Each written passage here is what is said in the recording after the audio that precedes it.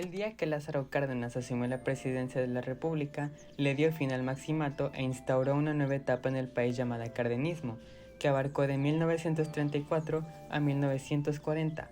El principal plan de su gobierno, el Plan Sexenal, se enfocaba en brindar apoyo a los movimientos sindicales para impulsar el crecimiento agrario, industrial y urbano de México. México protestó a la Sociedad de las Naciones ante la invasión de Italia en Etiopía y acogió a 456 niños españoles perseguidos por el régimen franquista en 1937. Por medio de él, los obreros y la clase media tuvieron voz y voto. En 1936 se reformó la Ley Federal del Trabajo de 1931 y se creó la Confederación de Trabajadores Mexicanos, creada debido a la búsqueda de los trabajadores para lograr su organización, que coincidía con la estrategia de Cárdenas para organizar a la sociedad en masas. En el cardenismo se incrementó el presupuesto para la salud. Esto dio como resultado campañas contra enfermedades como la viruela o la tuberculosis, el desarrollo de una amplia red hospitalaria y la creación de escuelas de enfermería, logrando que en 1940 pasara de 33 a 41.5 años como esperanza de vida. Lázaro Cárdenas reformó el artículo 3 constitucional, estableciendo que la educación del Estado fuese laica, gratuita, obligatoria y socialista. Creó instituciones como el IPN y el Colmex, los cuales fueron pilares para el progreso académico del país.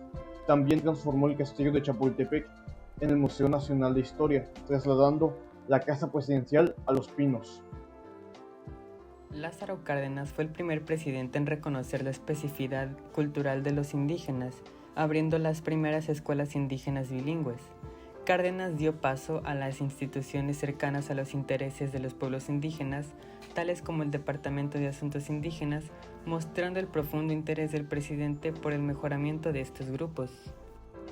Durante el cardenismo, a las mujeres se les abrieron nuevas opciones de trabajo, las fábricas, las escuelas y hasta las parcelas mismas.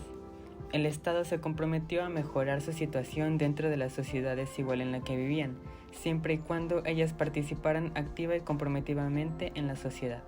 Sin embargo, pese a que las mujeres comenzaron a ser vistas como colaboradoras en los ingresos de las familias, siguieron conservando su condición de inferioridad social.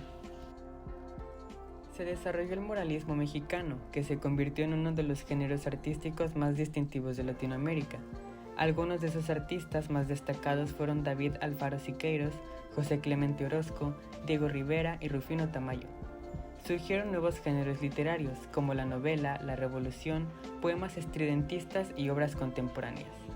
En 1933 se inaugura la época de oro del cine mexicano, con artistas como Pedro Infante, María Félix, Cantinflas y muchos otros, gracias al gran apoyo del gobierno al cine.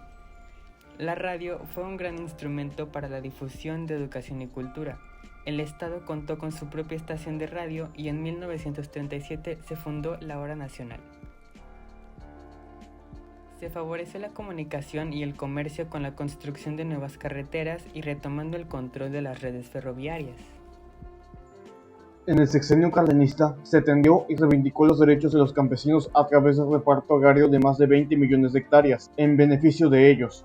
Esto dio como nuevo rostro el campo y sentó las bases para el crecimiento y desarrollo del país. También se impulsó la organización de los productores y la educación agrícola. Se creó el Banco Nacional de Crédito Ejidal con el fin de otorgar créditos a los campesinos para la compra de maquinaria y equipo agrícola. La expropiación petrolera fue un aspecto fundamental para el nacimiento del milagro mexicano. Ante el fallido intento de negociación entre el gobierno y las empresas petroleras por mejorar las condiciones laborales de los trabajadores, estas entran en huelga. Las empresas se negaban a pagarle a sus trabajadores. El 18 de marzo de 1938, Cárdenas lanza un comunicado en donde decreta la expropiación de las industrias petroleras. La expropiación causó diversos conflictos con países extranjeros y el retiro de los trabajadores de estas empresas. Sin embargo, la UNAM y el IPN lograron compensar tales vacíos y fortalecieron la industria.